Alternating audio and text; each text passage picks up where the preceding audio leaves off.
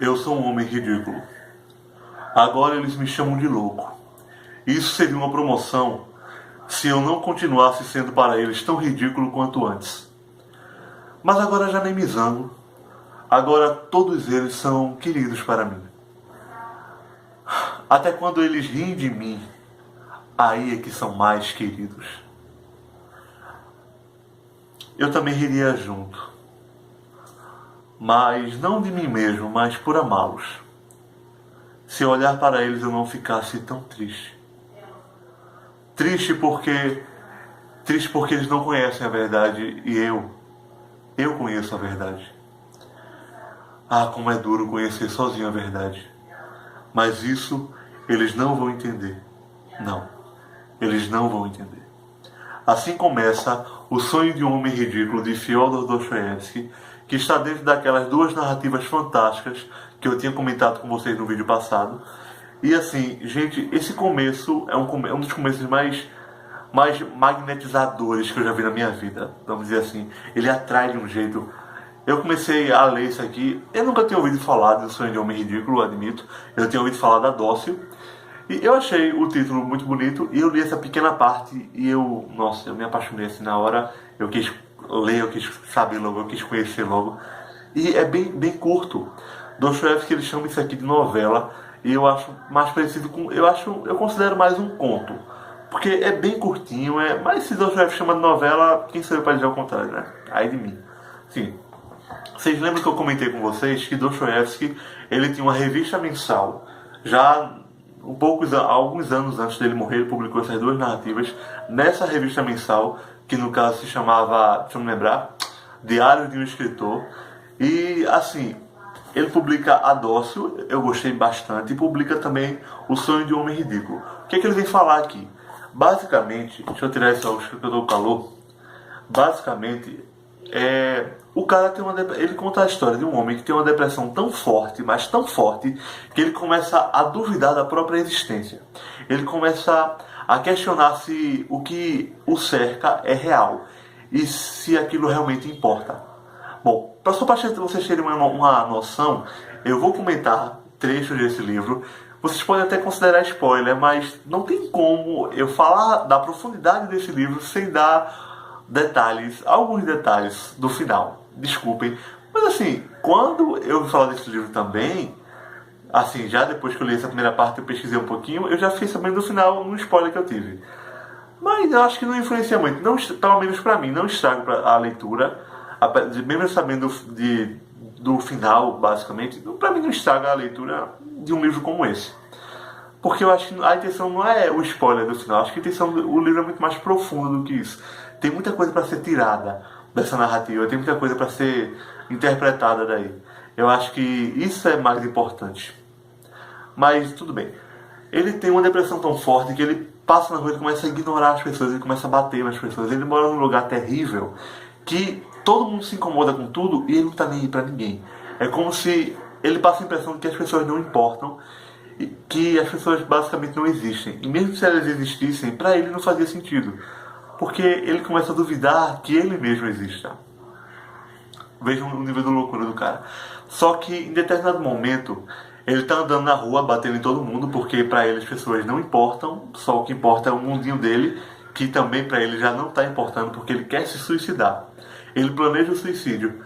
Só que quando ele tá indo pra casa, ele já comprou a arma, tudo, ele vai se matar naquela noite, ele esbarra numa menina. E a menina bate nele desesperada, porque a mãe dela tá morrendo num beco próximo. A menina fica num desespero tão grande, qualquer um sairia correndo com a menina para salvar a mãe. A menina tá no desespero, narrada de uma forma tão... Só que ele, digamos assim, ele fica... Oi? O que está acontecendo? Ele se confronta com a realidade, ele fica duvidando se aquilo ali é real, se ele é real, e ele não faz nada, ele fica parado. A menina congela ele. Ele não tem atitude, ele não sabe o que fazer, ele só fica parado. E a menina insiste tanto com ele, e a menina grita com ele, ele não faz nada, a menina simplesmente fica com tanta raiva e pega e vai embora, chamar outra pessoa. E ele vai pra casa meditando naquilo, ele vai pensando em todas as suas próprias questões, vai duvidando de si mesmo, do que ele está fazendo. E ele pega a arma e diz, não, é agora que eu vou me matar. Ele bota a arma no peito e acaba dormindo. Nesse sonho, ele acredita que morreu, realmente, e que um ser, não importa que ser esse, começa a levar ele pelo cosmos. Atravessa várias dimensões, vários universos, ele passa muito tempo viajando, vendo tudo que existe. Então ele é lançado num planeta, no início de tudo, que as pessoas são felizes, no tempo do paraíso, no tempo do Éden. E ele começa a ver a simplicidade da vida. Ele se defronta com pessoas que são felizes por existirem. Não precisam de dinheiro, não precisam de guerra, não havia intriga, não havia mentira, não havia nada. Só ele que tinha conhecido o mal. E aquelas pessoas ali todas tinham conhecido bem. Ele se vê no paraíso. E ele se sente tão feliz de estar ali, até o momento que ele começa a falar. Ele mente. Porque o mal está dentro dele. Ele se defronta com sua própria razão. E a razão acaba com tudo. Basicamente, você pode observar que é uma briga talvez entre razão e sentimento. Eu não sei, cada um pode ter uma interpretação diferente, mas para mim eu entendi que a razão, ela destrói tudo. Eu até estava lendo uma frase de Schopenhauer, eu acho que é Schopenhauer, não sei como é que se fala, que quanto mais inteligente, mais se sofre. Então ele leva a razão ao início de tudo, ao começo da criação, ao paraíso, ao Éden. Ele leva o eu dele contaminado com a razão, com o pecado, com o eu. E ele profere mentiras. E as pessoas se defrontam com aquilo e elas são contaminadas por ele. Ele se vê como a própria serpente no paraíso. E ele fica tão chateado com aquilo, ele começa a tentar reparar os erros. Ele diz que não, parem com isso. Só que as pessoas já estão se contaminando. As pessoas começam a brigar entre si, formar alianças não para se unirem, mas para lutarem uns contra os outros. E ele consegue passar por cada momento histórico da humanidade e ele vai até o final. E ele vê o resultado do que ele fez, as guerras, as mortes, a fome, a doença. Tudo por causa da sua razão, do seu eu. Nisso, ele acorda e volta para o momento. E ele sabe que aquele sonho dele foi verdade. Ele volta para a sua vida normal, sabendo que ele foi a serpente que causou todo o mal. Independente se ele está falando do próprio planeta dele, ou se ele foi levado para um planeta, não sei, um planeta paralelo. Ele se confronta com a realidade de que ele é o próprio mal. Essa foi, eu acho que, a lição que eu peguei desse livro. E, gente, que livro incrível. Comentei com vocês que eu li as duas narrativas 2 vezes, porque eu acho bastante impactante. Eu virei fã carteirinha de Dostoiévski por causa dessas 2 narrativas. Gente, eu acho que tem muita coisa para se tirar desses livros. E eu recomendo para todo mundo, não estaria nem falando, mas eu acho que se você for algum dia for comprar esse livro, for ler essas 2 narrativas, eu peço que você leia com muito carinho. Gente, essa narrativa do Homem Ridículo, ela só tem 40 páginas, se eu não me engano.